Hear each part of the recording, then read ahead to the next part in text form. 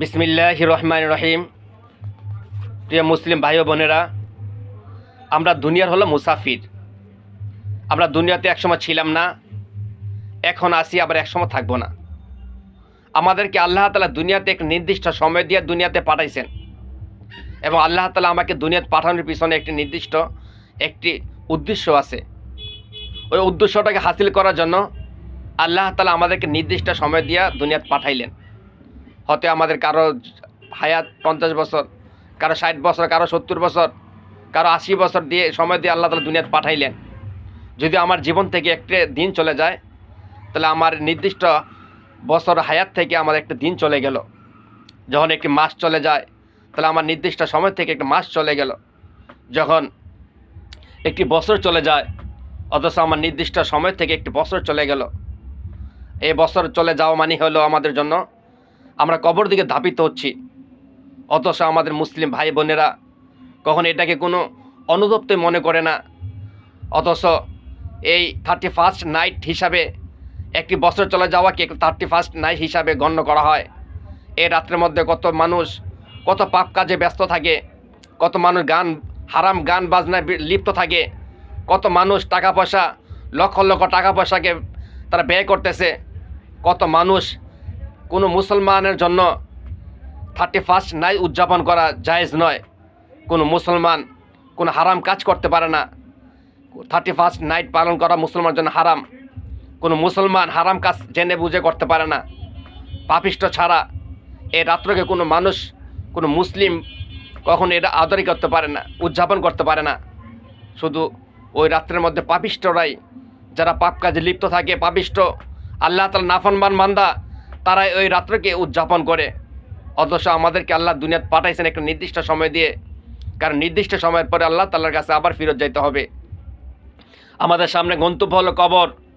কবরে যাওয়ার জন্য আমাদের একটা বছর চলে যাওয়া মানে আমি কবরের দিকে ধাপিত হচ্ছি। 2টা বছর চলে যাওয়া মানে আমার সময় থেকে আমি কবরের দিকে ধাপিত হচ্ছি।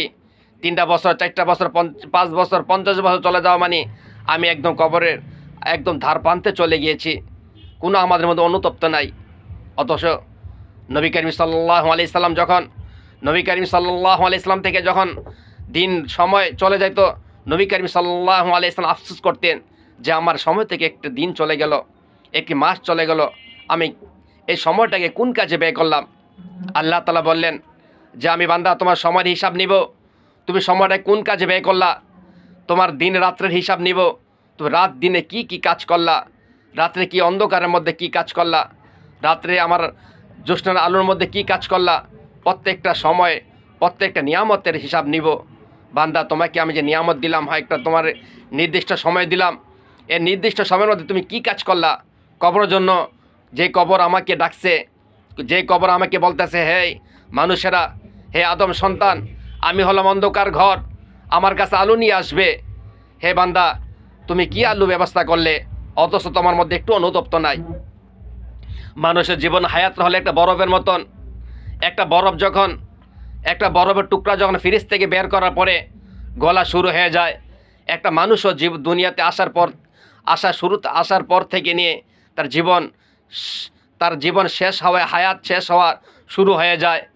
একটা মানুষ যখন ফ্রিজ থেকে একটা বরফের টুকরা বের করার পরে যখন একটা টুকরা যদি ভালো পাতিলে রাখা হয়, তাহলে গলার পরে কমসে কম এটা পানি হইল শরবত বানায় খাওয়া যাবে। আর যদি ফ্রিজ থেকে বরফটা নামার পরে বের করার পরে যখন একটা ময়লা পাত্রে রাখা হয়, তখন গলার পরে কোনো কাজে আসবে না। এ বরফটা কোনো কাজে আসবে না, পানিটা কোনো কাজে আসবে না, ওটা ময়লা ডাস্টবিনে ফেলা হবে। বান্দা, তোমার জীবনটাও একটা মূল্যবান সময়। তোমার জীবনটা যদি ভালো কাজে ব্যয় করো, তাহলে তোমার সময়টা কাজে লাগবে। তুমি আখেরাতে তোমার দুনিয়া বা আখেরাত সফল হবে। তোমার দুনিয়াতে তোমার সফল হবে, আখেরাতে তুমি কল্যাণকর হবে। তোমার হিসাব নিকাশ সব সহজ হয়ে যাবে। বান্দা, তোমার জীবনের সময়টাকে যদি তুমি খারাপ কাজে ব্যয় করো, 31st নাইট উদযাপন করো, এবং তুমি এটাকে যদি তুমি ভালো মূল্যবান সময় মনে করো, বান্দা, তাহলে তোমার সময়টা কাজে আসবে না। তোমার সময়টা এই খারাপ কাজে ব্যয় করার কারণে তোমার দুনিয়াও বরবাদ হয়ে যাবে, আখেরাতেও তোমার বরবাদ হয়ে যাবে।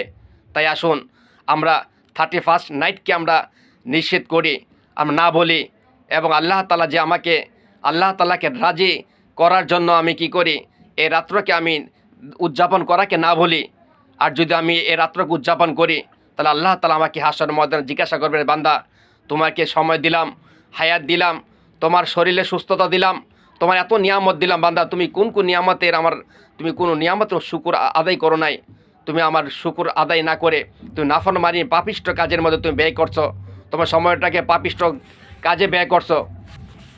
তাই আসুন আমরা আমাদের এই 31st নাইট উদযাপন না করে আমাদের চারপাশে আমাদের চতুর্পাশে কত মানুষ ক্ষুধার্ত রাত কাটাচ্ছে, কত খোলা আকাশের নিচে তারা রাত যাপন করতেছে, কত মানুষ না খেয়ে তাদের সময়টাকে ব্যয় করতেছে। তাই আসুন আমাদের 31st নাইটকে উদযাপন না করে আমাদের টাকা পয়সা তাদের পিছনে, গরিবদের পিছনে ব্যয় করি। এবং আমাদের কত মানুষ আছে, কত ছোটো ছোটো বাচ্চারা, শিশুরা আছে, তারা না খায়ে ক্ষুধার্তর কারণে তারা রাত্রে যাপন করতেছে। তাই আসুন আমরা আমাদের টাকা পয়সা এগুলাকে আমরা কি অহেতুক আতশবাজি এবং গান বাজনা এবং এগুলা মদ জুয়া এবং অন্য অন্য কাজ ছাড়া এগুলাকে আমরা না করে আমরা আল্লাহ তাআলার জন্য আমাদের টাকা পয়সাকে গরিবদের জন্য বিলিয়ে দেই, এবং আল্লাহ তাআলাকে ভালোবাসি, এবং আল্লাহ তাআলার জন্য অনুতপ্ত হই, আল্লাহ তাআলার কাছে অনুতপ্ত হই, এবং আল্লাহ তাআলার কাছে তওবা করি। কারণ যদি আমি এই আতশবাজি আমরা ফুটকা ফুলাই, আতশবাজি আমরা উড়াই এবং এগুলো ব্যয় করি, কত মানুষ ক্ষতি হচ্ছে, আমাদের পরিবেশ নষ্ট হচ্ছে, এবং আমাদের কত এবং পাখিরা কত কষ্ট মারা যাচ্ছে, এবং কত শিশুরা কষ্ট পাচ্ছে, এবং কত বৃদ্ধ লোকেরা কত কষ্ট পাচ্ছে তাদের আওয়াজের কারণে, তারা অনেক কষ্ট পাচ্ছে। এই জন্য আসুন আমরা এগুলো পরিহার করি এবং আল্লাহ তাআলার কাছে তওবা করি। ওয়া মা তৌফিক ইল্লা বিল্লাহ।